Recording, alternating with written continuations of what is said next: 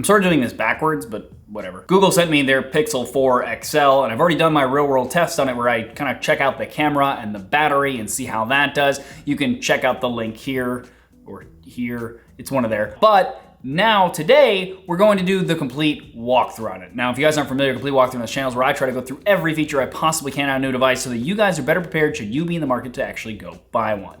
With that said, there's a lot to go through. So, let's get started with the styling. So first up, there is the Pixel 4, the smaller variety, and then the Pixel 4 XL, the obviously extra large one. The two devices are basically identical though. The only differences are the screen size, 5.7 inches on the 4 and 6.3 inches on the XL, and the battery, 3700 milliamps on the XL and a concerningly small 2700 milliamps on the 4. The screen on either device is a 90 Hz POLED display with a 19:9 aspect ratio and thankfully, no more notch. We do have a slight bezel at the top compared to a lot of other flagships out right now, but it doesn't bother me as much as that notch did, and I still like the clean look that it gives. Speaking of that clean look, Google took that pretty seriously on this model. We have a matte glass back on either model that comes in white, black, and orange that frankly, I love. It reminds me of the matte back on the new iPhone 11 Pro and Pro Max, and frankly just has a great feel in the hand that's kind of hard to explain. They even took this minimalistic design on the back and removed the fingerprint sensor as well, which I have mixed feelings about. Google did add some neat hardware near the front-facing camera that makes their face unlock way better than it's ever been, performance and security-wise. But app developers haven't added this biometric unlocking method to their app. So where I would normally have just held my finger on the sensor for a sec to log into an app or site,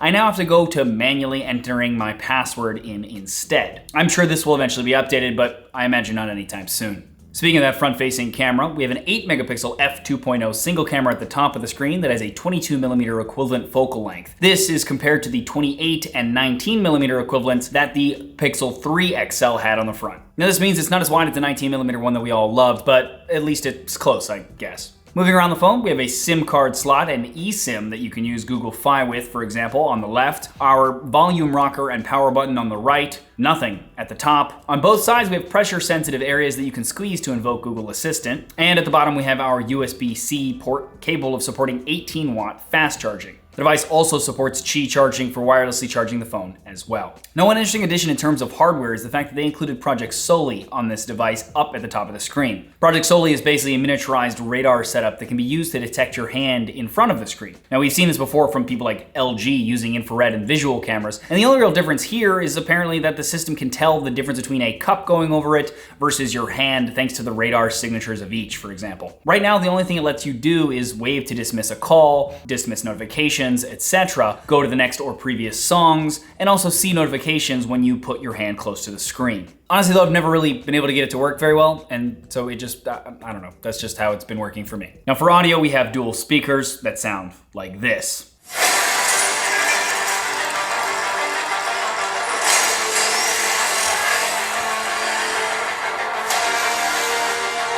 In this trident resides the power of Atlantis.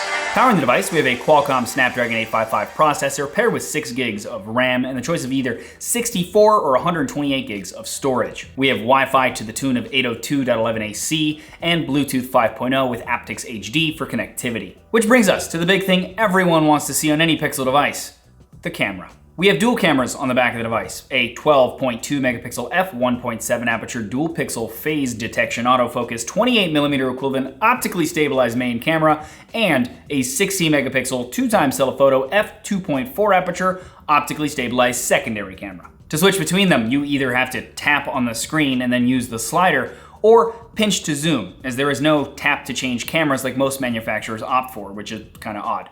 I imagine Google did this because they believe that their pinch to zoom and even past the 2x optical zoom is superior to other cameras, thanks to all their computational photography that they use to sharpen the image. Now, you will undoubtedly notice the absence of a wide-angle lens, which, personally, I use more than a telephoto myself, so I wish it was here.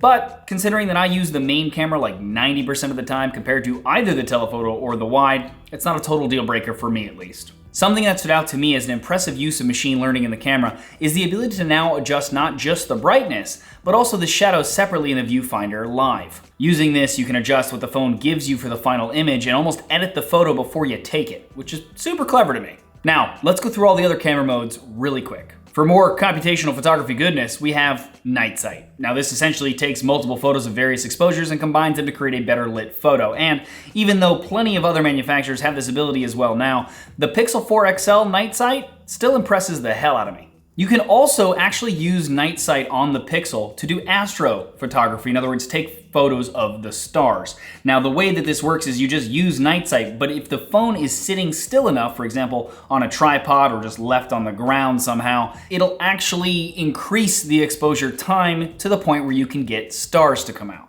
Next, we have portrait mode, which is also here, of course, and it mimics the shallow depth of field look that some DSLR or mirrorless cameras are known to produce. Again, computational photography on the Pixel does a great job of these, as we expect. Now for video, the phone can shoot in up to 4K at 30 frames per second, and with optical and electronic stabilization built in. Panorama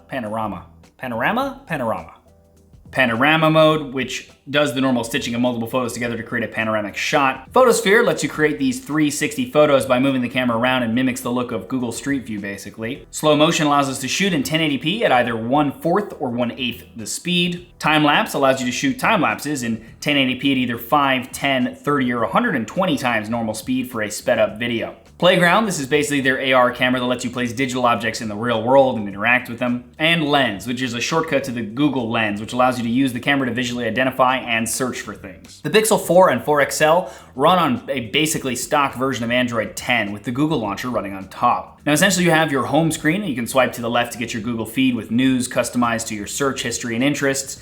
Then you can swipe the other way to get to additional home screens, widgets you've added, app icons, etc. You can then swipe down anywhere on the screen to get your notifications and swipe further to get your quick actions, which you can customize as well. Gesture navigation is enabled by default and works like this.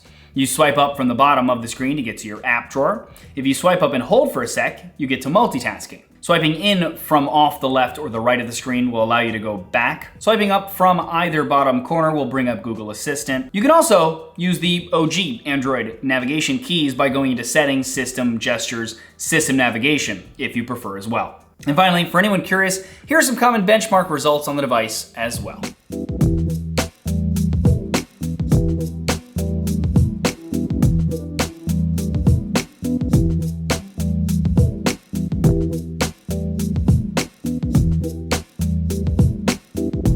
The Pixel 4 and the 4 XL are available now for purchase starting at $799 and $899 respectively. You can find more info on them at the link below. There guys, let me know what you think of this video of the Pixels in the comments below. Also, don't forget to check out the real world test that I mentioned earlier. It'll give you more info on like how the battery did, how the phone compares to other camera phones out there, etc.